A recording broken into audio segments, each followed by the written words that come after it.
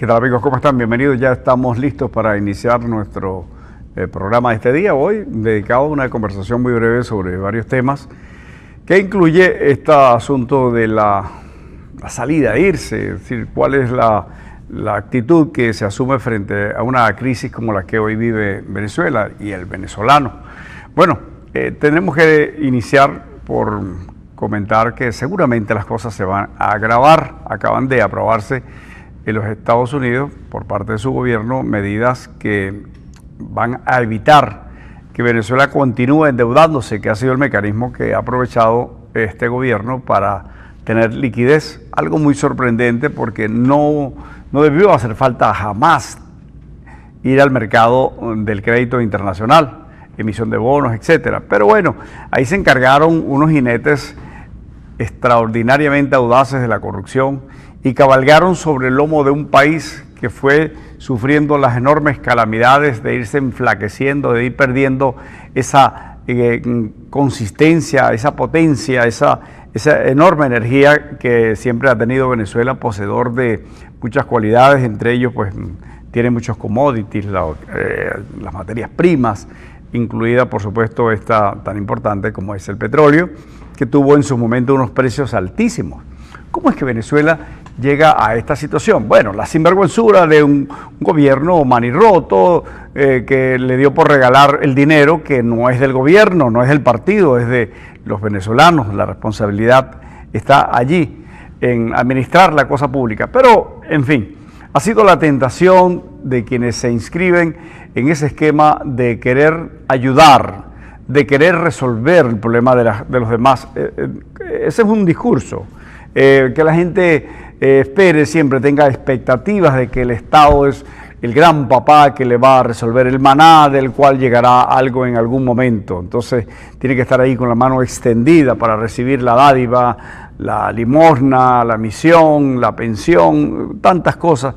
Y además una realidad en el contexto económico muchas veces advertida por serios economistas del país y del análisis internacional acerca de lo que significaba ir congelando precios. Y así se crearon entonces organismos burocráticos que sirvieron además para atropellar a muchos empresarios, extorsionar a muchos empresarios, la llamada SUNDE, control de precios, protección al consumidor. Fueron mecanismos terribles que en lugar de proteger al consumidor lo han dejado desvalido porque hoy el mercado no dispone de los productos que ustedes conocieron si pasan de 30 a 40 años, cuando en cualquier bodeguita de cualquier lugar, el más apartado de Venezuela, usted conseguía, bueno, 4 o 5 marcas de jabón si era una bodega modesta, pero si se trataba de un moderno automercado, pues ahí tenía muchísimas cosas, las de producción local, que las corporaciones internacionales, Colgate-Palmolive, Procter & Gamble, producían en el país, venían también importados. Hoy día, pues ni mencionar, no existen.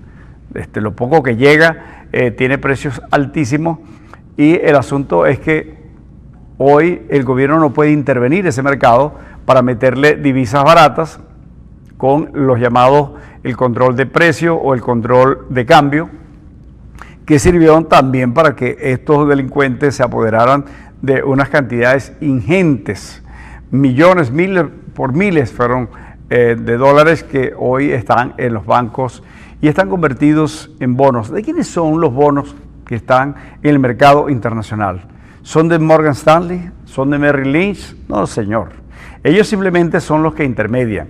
Son los recursos de los venezolanos que recibieron en bolívares contratistas, comisionistas y todos los istas y los convirtieron en esos mismos papeles emitidos por el gobierno con una groserísima ganancia. No hay en el mundo, no hay un solo instrumento, bonos, acciones, etcétera, que produzca el 12, el 14% y además que sean documentos que en algún momento recién hubo una venta de bonos, que el gobierno necesitaba recursos urgentemente y los vendieron por 70% de descuento. Eso es ciertamente criminal. Cuando el poseedor de esos papeles vaya a su vencimiento a reclamar, le va a pedir el 100%.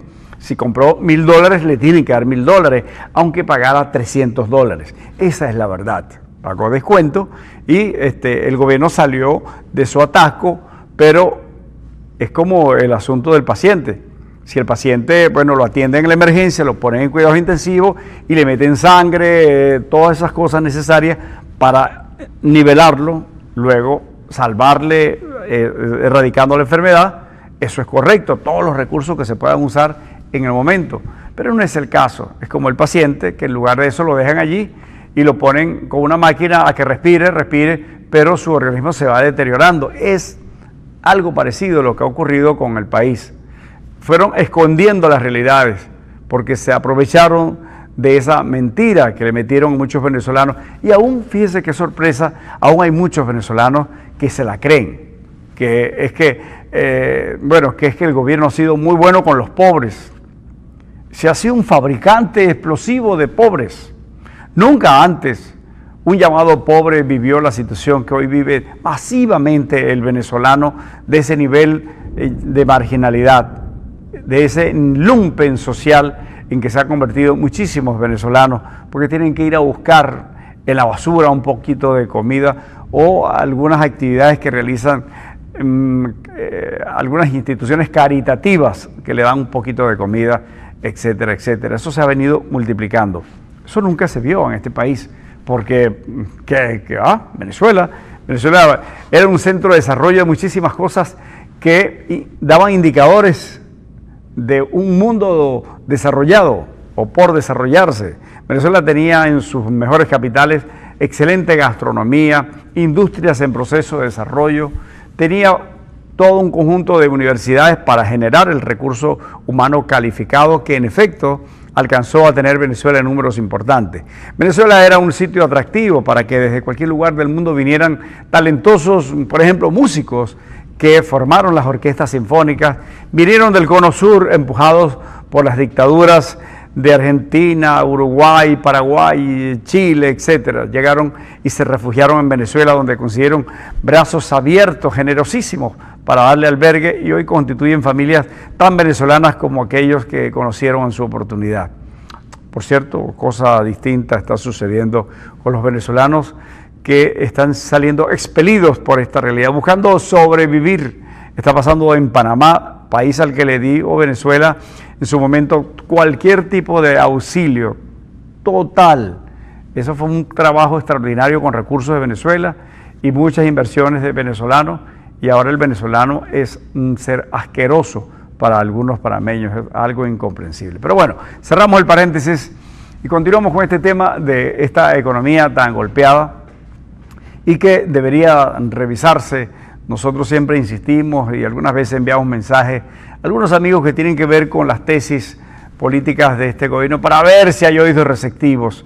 Y más que eso, para ver si esa piel tiene alguna sensibilidad que sea capaz de dar respuesta a esta situación y que no sigan mirando a través de la telaraña, de esa opacidad que no permite conocer esa realidad, porque es la única manera de que uno puede entender que un ser humano no reaccione pues rápidamente frente a esto que significa tanto sufrimiento para tanta gente, es que, bueno, estén aislados y no sepan que ciertamente eso está ocurriendo. Esto es realmente revelador de una situación dramática que existe allí en torno a una posición como que alienada, mineralizada. Es algo impresionante escuchar cómo algunas personas, incluso de sectores muy populares, pueden decir que han recibido apoyo los pobres de todas estas cosas, cuando justamente es pobre, cada vez más pobre, porque no tiene acceso a hospital, a salud,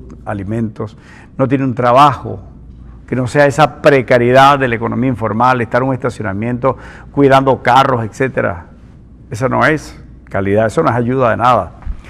Bueno, se trata de eso, y ojalá entonces aquí los venezolanos que tienen en sus manos algún tipo de liderazgo en cualquiera de los niveles podamos construir, porque este país sí es posible cambiarlo, pero no cambiarlo de hombres o de nombres o de partidos, sino el concepto, el modelo, algo que se parezca a esos modelos que incluso el chino, donde se habla de comunismo, es mentira. Existe un capitalismo donde abunda el desarrollo y donde son bienvenidas las inversiones de cualquier lugar para desarrollar todo el potencial que tiene China, de más de 1.200 millones de habitantes. Imagínense ustedes lo que eso supone. En eso está la China. El auge milagroso de ese lugar pequeñito que se llama Singapur. Todo lo que está ocurriendo en Vietnam, que fueron países devastados por una terrible guerra, hoy están en un proceso. Ese país recién devastado por la guerra, donde se bombardeó todo, se agotó el recurso naturales, humanos, eso fue devastador realmente. Hoy Vietnam se muestra pujante, desarrollado, la gente come, la gente vive, la gente no se va de Vietnam. Cosa distinta cuando vemos al venezolano que frecuentemente, si usted va al aeropuerto, siempre si llega al área internacional, la gente está viajando antes para algún tipo de tarea, de vacaciones, hoy porque se van. Y entonces lo frecuente es el familiar que se queda, siempre se queda alguien. Y se queda la tristeza y se queda el alma allí anclada en tantas cosas que tienen que ver con la particularidad de una cultura tan especial como es la nuestra. Y no es que nosotros seamos así como que muy superdotados, no, es que somos una mezcla pluricultural. Venezuela ha sido un gran espacio para fusionar muchísimas cosas desde el punto de vista humano, y esto se convirtió en ese venezolano con un perfil muy característico, muy particular, de alegre, de emprendedor, de talentoso. Todas esas cosas se están perdiendo, está fracturado. Entonces hace falta revisar el por qué estamos en todo esto y por qué al cambiar no es para que pongamos otra gente, sino para que pongamos otra visión de la vida, del mundo, de la economía. Eso no puede esperar más. No hay un rato más, porque cada instante son miles y miles las víctimas por el hambre, por las enfermedades, etc. El país que nos duele está esperando hoy. Y nosotros pues nos vemos mañana. Chao.